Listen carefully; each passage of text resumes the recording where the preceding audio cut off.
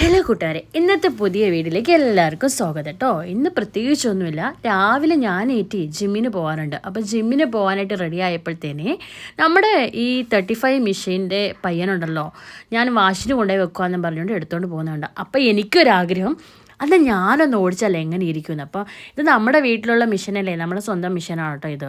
അപ്പം എനിക്ക് തോന്നി ഞാനൊന്ന് ട്രൈ ചെയ്ത് നോക്കാം. അപ്പോൾ അവൻ്റെ ഹെൽപ്പോടെ കൂടി ഞാനെന്നാൽ മെഷീൻ ഞാൻ വാഷിന് കൊണ്ടുപോയി വെക്കാമെന്നും പറഞ്ഞിട്ട് ഞാൻ എടുത്തുകൊണ്ട് പോകാൻ നോക്കുവാണ് കേട്ടോ.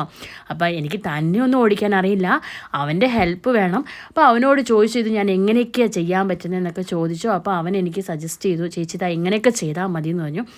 അങ്ങനെ എന്തായാലും ഞാനും ഒന്ന് ട്രൈ ചെയ്ത് നോക്കാമെന്ന് ഓർത്തുകൊണ്ട് ഞാനിപ്പോൾ കൊണ്ടുപോകുവാണ് കേട്ടോ.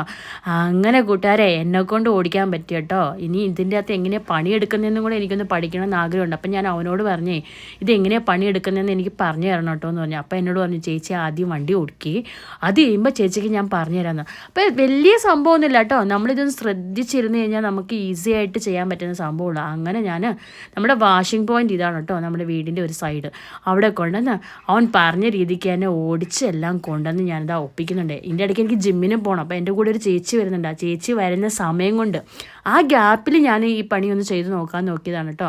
പക്ഷേ എന്നെക്കൊണ്ട് സാധിച്ചു. അതേ കൂട്ടുകാരെ, നിങ്ങളും ഒന്ന് ട്രൈ ചെയ്ത് നോക്കും കേട്ടോ, നിങ്ങളെക്കൊണ്ട് സാധിക്കും.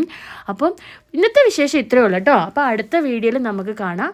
അതുവരെ എല്ലാവർക്കും ബൈ, ടേക്ക് കെയർ കേട്ടോ. അപ്പോൾ എൻ്റെ ചാനൽ ആദ്യമായിട്ട് കാണുന്നവർ സബ്സ്ക്രൈബ് ചെയ്യണം, ലൈക്ക് ചെയ്യണം, ഷെയറും ചെയ്യണം, അങ്ങനെ കമൻറ്റും കൂടെ ഇടണം കേട്ടോ. പുതിയ വീഡിയോയിൽ പിന്നെ കാണാം കേട്ടോ. ബൈ.